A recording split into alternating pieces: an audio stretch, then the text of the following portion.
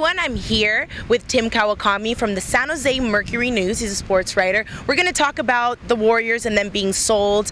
What was your initial reaction after you finding out that Larry Ellison did not buy the team? I think, we had gotten some indication the last couple of days that it might not be him, but the final reality that the sixth richest man in the world who wanted the Warriors, who was bidding for the Warriors, did not in the end up with the Warriors, that's a surprise. The big picture was a surprise. Kind of heard little inklings and little indications, and then about 6:15 in the morning, I got an email from somebody saying, get ready, this team is going to be sold, and it's not going to be Ellison.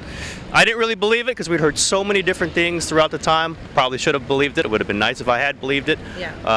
But when you have a guy like him who's been after this team for a while, who's been bidding for the team, clearly wants a team, he could buy this team 50 times over, 100 times over, and loses out by $1 million or $10 million or whatever the real number is. That's a surprise because he could have bought this team in a blink.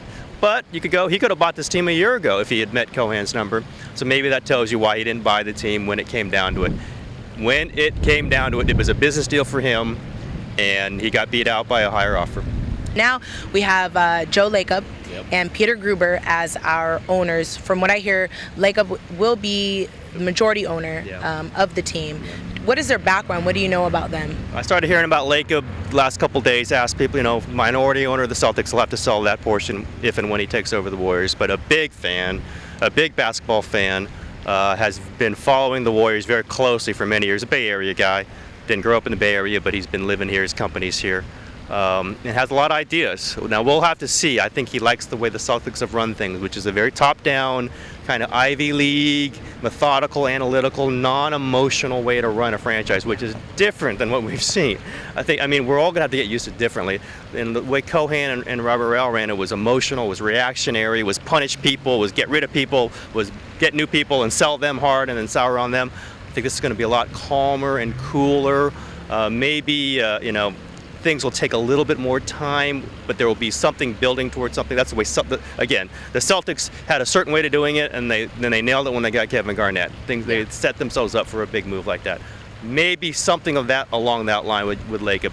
Peter Gruber, I think, is in a kind of a minority role, but he's a Hollywood flashy guy. He likes the limelight. He might be out front a lot of this. He might want to be talked, which is good. I've sat in a class that he's taught at UCLA once, at the business school. He's a showman. He likes people to look at him and hear what his ideas are. He's a visionary. He talks like in buzzwords. He'll be very entertaining. How he works with kind of a financier, kind of low-key Joe Lacob will be very interesting to watch. Let's talk about Chris Cohan. His ownership over the Warriors over the years, it was pretty bad. The seasons were pretty bad. Why do you think it was? What was the difference? Why do you think Chris Cohan just couldn't turn that team around? I don't think he ever really had an idea, long range, what he wanted to do with the team, or what a long range vision meant to a team. He ran it like he ran his businesses going up in San Luis Obispo, kind of a day-to-day reactionary. What's best for today? What'll win today? But not necessarily is going to win the next month or 2 months or 3. He got his money by suing people, by taking people out, not by any kind of strategy that was going to win on a basketball court. The NBA and professional sports are not about that.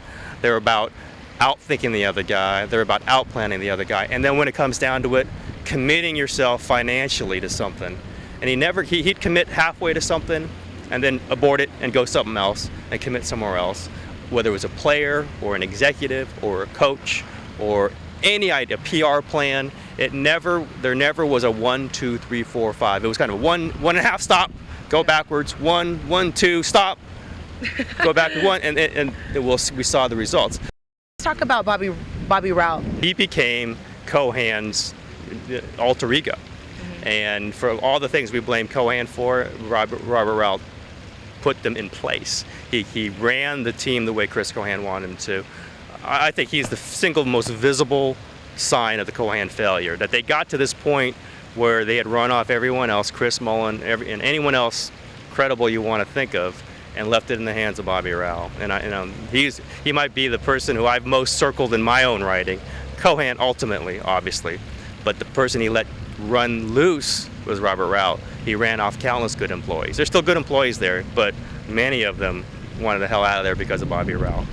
He ran a front office that was not in touch with the fans, was not in touch with the public, was not in touch with the players, was neurotic is the word I've used, wanted to gather up all the credit and didn't want any of the blame. That's a problem, and that's a problem right now, and it's a problem if it continues over a span of years, and that's what happened, where people were afraid of that place, they didn't like it, and players didn't want to be anywhere near that. So on a positive note, anything we want to tell the fans, what, like you said earlier, what they can expect, definitely, because we do have a large fan base, and they are very faithful and very loyal, and that's what we're here, because we want to get down to the nitty-gritty and let you guys know exactly what is going on with the team. So I think the most important thing is I think the fan base was heard. I think Chris Cohan, after years and years and years of trying to ignore what fans were saying about him, what the fans believed about him, he had to get rid of the team because he was no longer had the confidence of the fans. Their desires to see something new and their absolute need to see something better brought about this, which is something big. And I don't know many other fan bases that could have done this, where the team's making money. Now, Chris Cohan's got tax problems and money problems of his own, but he could have stuck this out. He didn't, in large part because the fans didn't believe in him. And if the fans believe in Joseph Lacob and Peter Guber, this thing could take off. And that's why this team was sold, and for the amount it was sold, and why across the league they think this team is a kind of dirty jewel. You just clean it up a little bit, and you get those fans in there, and you get those TV ratings, and you get some good players. This could, and I've called it, this could be a mini Lakers situation. It really could. Because if you draw the fans that they have, and you have the excitement that they've had while they haven't been good, can you imagine what it's going to be when it's good? Yes. It's going to be spectacular. Warrior fans, you certainly want to go to the games this 2010, because it is going to be a great season. Everyone, like we said, we're positive. We're looking forward for a good team, Positive side of Chris Cohan leaving, yes, absolutely. All right, well, thank you so much for being here at Warriors World TV, and we'll catch you guys next time.